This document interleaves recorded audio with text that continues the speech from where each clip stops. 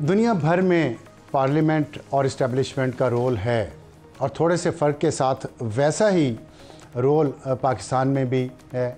यहाँ भी ताकत के दो ही महवर हैं, एक पार्लियामेंट और एक इस्टेब्लिशमेंट। लेकिन फ़र्क ये है कि दुनिया में इन दोनों मराकज़ ने अपना अपना रोल तय कर लिया है और इन दोनों मराकज़ का जो काम है वो ये है कि वो अब मुल्क की हिफाजत करें, आवाम की खुशहाली के लिए काम करें और मुल्क की सलामती के लिए एक दूसरे के साथ मिलकर आगे बढ़ें। लेकिन बदकिस्मती से हमारे यहाँ ऐसा नहीं हो पा रहा। अगर दोनों जो ताकत के महवर हैं पाकिस्तान में, पार्लियामेंट और इस्टेब्लिशमेंट, ये अपने अपने दायरा कार में रहकर काम करने का तरीका आईने पाकिस्तान के तहत जो तय कर दिया गया है उसके मुताबिक चलें तो शायद कोई मसला ना हो। लेकिन मसला ये है कि हमारे यहाँ ताकत के ये दोनों मराकज़ के दरमियान पिछले 76 साल की धींगा मुश्ती की वजह से न तवाज़ुन कायम हो पाया और ना ही एतबार का रिश्ता, और इसका नतीजा अवाम भुगतते हैं, पिसते अवाम हैं। अब पार्लियामेंट के दो हिस्से हैं, एक हुकूमत और एक अपोजिशन। इसी तरह इस्टेब्लिशमेंट के भी दो हिस्से हैं, एक फ़ौज और दूसरा अदलिया। ये चारों प्लेयर्स में से जब तीन आपस में मिल जाते हैं तो एक मुस्तहकम हुकूमत वजूद में आती है। लेकिन फिर भी उसका दौरानिया 2-3 साल से ज़्यादा नहीं होता, क्योंकि ये आपने भी देखा होगा, माजी में मैंने भी देखा है, और आपके जहन में ऑटोमेटिकली ये सवाल आएगा कि फिर 2-3 साल से ज़्यादा ये प्लेयर क्यों नहीं चलते। उसकी वजह ये होती है कि जो 4 प्लेयर्स में से फिर नई 3 की एक टीम बन जाती है और वो एक नया प्लान लेकर मैदान में उतराते हैं। और पिछले कई सालों से हम देख रहे हैं कि जो सियासी जमात अपोजिशन में होती है वो हुकूमत को लंदन प्लान का ताना देती है। पहले बार भी ऐसा हुआ, दूसरी बार भी ऐसा हुआ। लेकिन एक फ़र्क और है, वो ये है कि ये पहला मौका है पाकिस्तान में पिछले 2-3 साल में कि ताकत के रवायती मराकज़ की बुनियादों में हलचल है। और इसकी वजह ये है कि ताकत के हसूल के खेल में जो टीमें खेल रही थी 3-1 से, वो पहली बार 2-2 के प्लेयर्स के साथ खेल रही हैं। अब उसमें हुआ ये है कि ये जो 2-2 की टीमें बनी हैं, मसलन हुकूमत और अपोजिशन एक साइड पे थी और फ़ौज और अदलिया दूसरी साइड पे थी। अब हुकूमत और फ़ौज एक साइड पे हैं और अदलिया और अपोजिशन बज़ाहिर एक साइड पे। ये तासुर है आवाम का, ज़रूरी नहीं है इसमें सच्चाई भी हो, लेकिन ये अदम इस्तेहकाम की सबसे बड़ी वजह है। और उसके बाद माजी से अगर हम सीखें और एक दूसरे को ताने देने की बजाय, एक दूसरे की टांगें खींचने की बजाय, अगर ये चारों ताकत के प्लेयर इकट्ठे हो जाएं और अपना अगला रास्ता बेहतर करने के लिए एक दूसरे के साथ ताउन करें, बजाय एक दूसरे को ताने देने के, माजी की गलतियों के ताने देने के, तो मैं ये समझता हूँ कि ये इस मुल्क के लिए बहुत बेहतर होगा। ये मुल्क आगे जा सकता है और इस मुल्क को आगे ले जाने का तरीका सिर्फ यही है कि इन तमाम प्लेयर्स के कुछ किरदार जो सियासत को और अपने रवैये को बदलने पर आमादा नज़र नहीं आते, वो खुदारा अपने रवैये को बदलें और इकट्ठा आगे चलने के लिए कोई ऐसा प्लान जो आइनी तरीक़ाकार तय कर दिया गया है, जो आइन में लिख दिया गया है, इन तमाम प्लेयर्स के जो भी रोल हैं वो आइन में तय कर दिए गए हैं। अपने उन्हीं रोल्स के मुताबिक अगर हम आगे चलने की कोशिश करें तो मेरा ख़्याल है कि एक बहुत अच्छा मुल्क, बहुत अच्छा माहौल इस मुल्क के अवाम को दे सकते हैं, जो बदकिस्मती से पिछले 76 सालों में इस मुल्क के साथ जो हो रहा है उसकी सारे मसाइल उन्हें बर्दाश्त करने पड़ते हैं। आप अपने हमसाया मुल्क इंडिया को देख लें, अभी वहाँ इंतखाबात हुए हैं और इन इंतखाबात के नताइज के मुताबिक किसी ने किसी पे इल्ज़ाम नहीं लगाया, सब ने नताइज कबूल किए हैं, कोई धरने नहीं हो रहे, कोई किसी को निकालने के लिए कोशिश नहीं कर रहा हुकूमत से, और अगर निकाला भी तो अदम एतमाद के ज़रिए निकाला जाएगा और वो एक आइनी तरीका वहाँ का होगा। इसीलिए इंडिया शायद हमसे बेहतर है, ईरान हमसे बेहतर है, चाइना हमसे बेहतर है, ख़ित्ते में हम सबसे पीछे रह गए। अब बात ये आ रही है कि खान साहब आज भी उन्होंने कहा है कोर्ट में लोगों से बात करते हुए कि मैं बात करूंगा सिर्फ इस्टेब्लिशमेंट से। तो अवाम ये समझ रही है, लोग ये समझ रहे हैं कि इस वक्त मुल्क की जो मुआशी हालत है उसमें सियासतदानों को अपनी ज़िम्मेदारी लेनी चाहिए और कहीं ना कहीं कुछ अफ़ाम तफ़हीम करके आगे बढ़ना चाहिए। तो क्या लीडरशिप, जो सियासी लीडरशिप, वो अपने वर्कर्स को और आवाम को किसी मिडिल पाथ पे ला सकती है, लाना चाहती भी है या नहीं, ख़ास तौर पे आपकी जमात?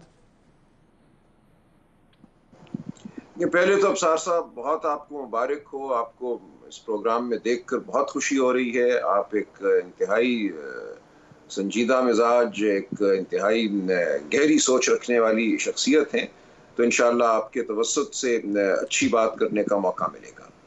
देखिए, जहाँ तक ताल्लुक है कि बात किससे की जाए, आगे बढ़ने का रास्ता क्या है, फ़हम व तफ़हीम कैसे हो, तो उसके लिए जो हमारी इस वक्त मारूज़ी सूरत हाल है, उसको तो पहचानना और मानना ज़रूरी है। इस वक्त ये निज़ाम जो है, ये जकड़ा हुआ है और इसको जकड़ा हुआ सियासतदानों ने नहीं है। देखिए, हमारी अदलिया हो, हमारा निज़ाम इंतखाब हो, हमारी जो रोज़मर्रा की सियासी गुफ्तगू है, हमने जलसा करना हो तो उसमें कौन हमारे रास्ते में हायल होता है, तो वो सियासतदान नहीं हमारे रास्ते में हायल होते, किसी भी सियासतदान की। इस मुल्क की बदकिस्मती से तारीख ये रही है कि दिखाने को तो हम एक आइन, कानून, एक सिविलियन ढांचा रखते हैं, लेकिन असल ताकत जो है वो दिखावे की ताकत नहीं है, वो ताकत वही है जो बज़ोरे शमशीर हम पर मुसल्लत की जाती है। जिस तरह हमारा इलेक्शन जो है, इस दफा भी और हमेशा माजी में भी ऐसा ही हुआ है, इलेक्शनों को जिस तरह लूटा गया है, जिस तरह से एक प्लान के जरिए और एक प्लान के तहत इंतखाबात में नतीजे हासिल किए गए हैं, अवाम की राय राय साहब आप, मैं सॉरी फॉर इंटरप्शन, ये बातें तो हम करते रहते हैं ना, माजी में ये हुआ, ये साइकिल जो विशेष साइकिल है, इसको टूटना नहीं चाहिए, और इसको तोड़ने का तरीका क्या है? ये हाल भी है, देखिए ये हाल भी है, और मैं गुजारिश इसलिए कर रहा हूं कि हम सियासतदान जितना मर्जी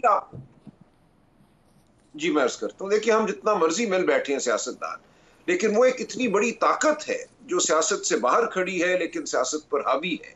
जब तक उस ताकत को हम पीछे नहीं करते, आमादा नहीं करते कि वो पीछे हो और निज़ाम को चलने दे, हम जो मर्जी गुफ्तगू करें। देखिए राना साहब ने जिक्र किया, आपका मतलब है कि आपका मतलब एक अकेली सियासी जमात उस ताकत को पीछे कर लेगी?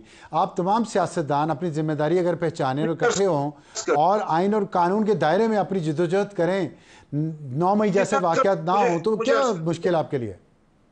जी मैं बिल्कुल अर्ज करता हूँ, मुझे थोड़ा सा गुजारिश करने दें।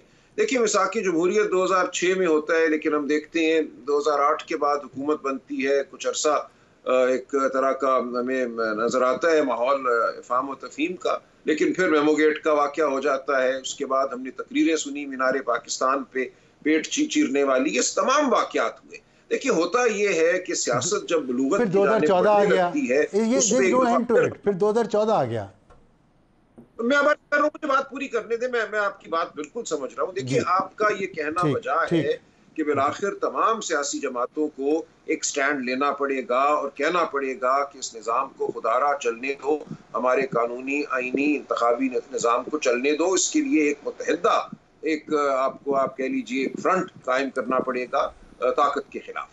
लेकिन वो इस वक्त सूरत हाल है नहीं। आपने गुफ्तगू सुनी राना साहब की, जो इनका लहजा था उसको बनाया इसलिए गया, उसकी फितरत में ये है, इसमें कोई फ़हम व तफ़हीम और गुफ्तगू का इम्कान नहीं है जब तक आपका लहजा ये हो। और जो कवानीन आज बनाए जा रहे हैं, बहुत ही मेरे लिए मायूसी का दिन है। देखिए, मुझे अर्ज करने वो बार-बार कर रहे हैं। अच्छा, जरूरी है। देखिए, गुफ्तगू तब होगी जब हर फरीक कुछ कॉन्फिडेंस बिल्डिंग करेगा। हम कहते हैं हमारा क्या होना चाहिए, लूटा गया, मैं खुद उसका क्या होना चाहिए, मैं बिल्कुल जानता हूं क्या हुआ। हमें कहा कि आप अदालतों में चले जाएं, अदालतें आजाद हैं।